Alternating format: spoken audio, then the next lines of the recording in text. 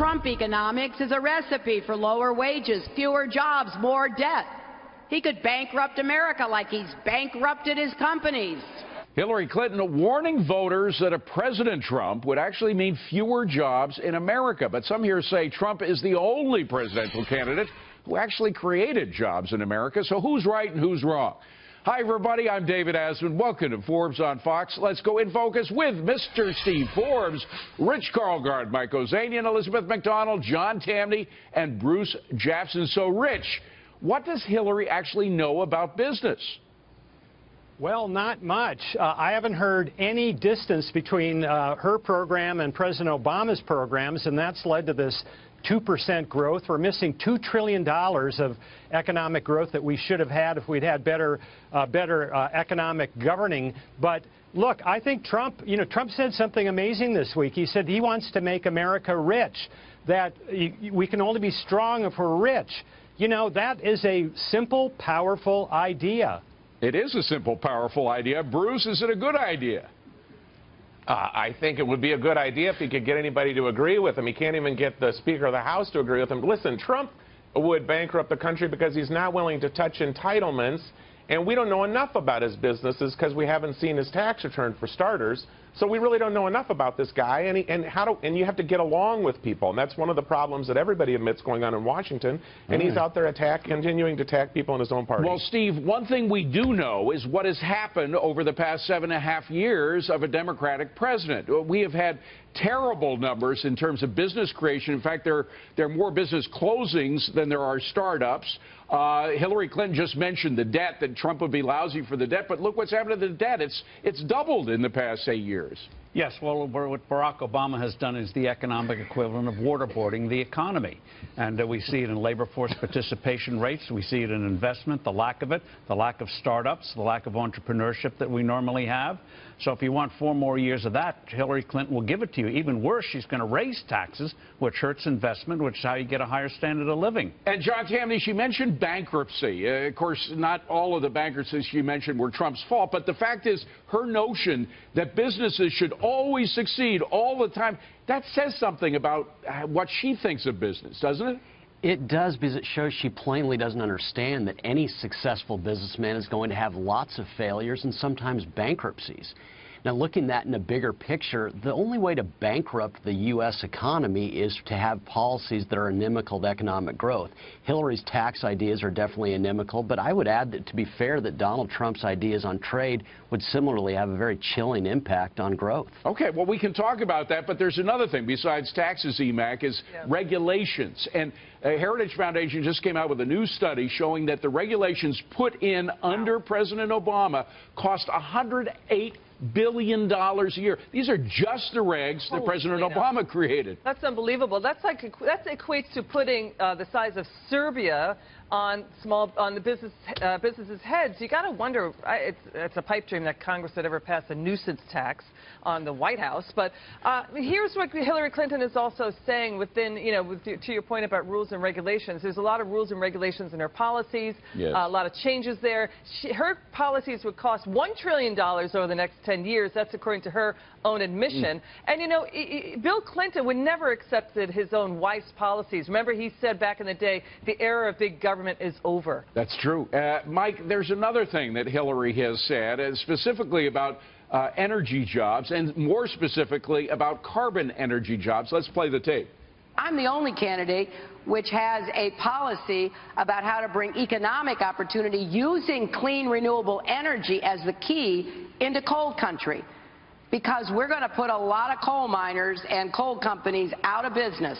Oh, well, that comment really hurt her a lot in places like West Virginia. She claims the green jobs will replace the carbon energy jobs, but that didn't work out too well over the past 7 years. No, there were a lot of problems with Obama's program. You had bankruptcies. A lot of companies still aren't making money. But what bothers me most about that comment isn't that it's directed at coal miners, but that she would be as arrogant enough to actually believe she could see the future of energy. Someone who's never been in business, has no idea about what the energy industry is. Somehow she's going to look into a crystal ball and be able to decide the future. I'd much rather have a successful successful businessman like Trump, or even forget him, the woman who owns the nail salon in Glen Rock, where I live, be in charge of the economy, because at least she knows what it's like to meet a daily payroll. Hillary Clinton is clueless. Okay, I hope she's watching today, by the way. She should know that she'd be a better president, according to Mike Ozanian. Steve, what about the number of jobs? We looked up the number of jobs that we think have been created by the Trump organization. 22,000 is a number that we come up with. It's a guesstimate because it's not a public company. But you look at the Clinton Foundation, which is about the only private sector group that I can think of that she was involved with, 486 jobs in the Clinton Foundation. That's not a great record in comparison. Well, the nonprofit is the key. The Clinton Foundation survives on contributions. Trump has to survive and thrive on satisfying customers. Two very different dynamics. And we all know the motives of some of those who gave to the Clinton Foundation, whereas with Trump, you want to go there for a good time. That's right. And Bruce, those jobs at the Clinton Foundation are those sort of crony capitalists that we don't want to have in business here, do we? Listen, I think Hillary understands that you have to get along to get things done in Washington. And you said it best when you talked about Trump's job creation. It is a guesstimate because he's keeping everything to himself, and he's not letting us in on what his businesses really look like. You're thinking that it is possible that the Trump organization has created fewer jobs than the Clinton Foundation? No, I'm not saying that. I'm just saying we don't know. Let's compare apples. Let's compare apples to apples. Let's compare Trump's empire to a publicly traded hotel company, and let's see what the growth is. We don't know. I don't think because there's he's not any question, despite the fact that there's confusion about exactly how much Trump is worth. There's no question about the fact that he has created real jobs where Hillary clearly hasn't. Well, that's correct. And the canary in the coal mine in this weak American economy is the lack of new business formation, as Steve pointed out. We now have more business failures than we have business startups, which is really a grave situation. And you can point the finger at regulation is the cause, because people don't want to start a business because they don't want to spend half their time on paperwork. And at least Trump has said some really positive things about remaking the regulatory state. All right, and John, I understand your qualms about Trump's statements on trade, some of which, frankly, sound foolish to me, like you want to force Apple to manufacture iPhones here, which would put them out of business. Everybody would buy Samsung phones if Apple phones went up double in price. So some of those comments are foolish, but he does have a pretty good economic team surrounding him right now, doesn't he?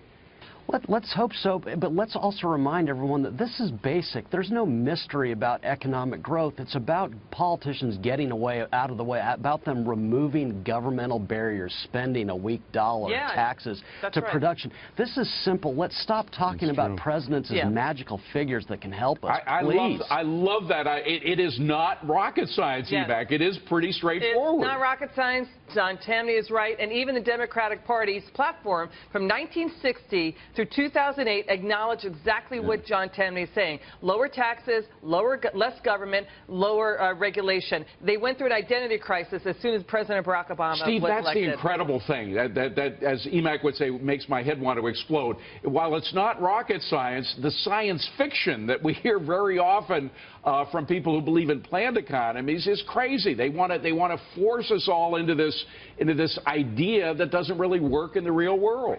Yeah, they didn't get the news that the Berlin Wall fell and the Soviet Union collapsed. But, David, this is not just about how do you create prosperity. That is a no-brainer. This is also about power. These people know that they're only going to have big things in life by having power over the rest of us. So this is a lot of it's camouflage. They want power. Thank you, gang. We'll talk about power coming up next. Imagine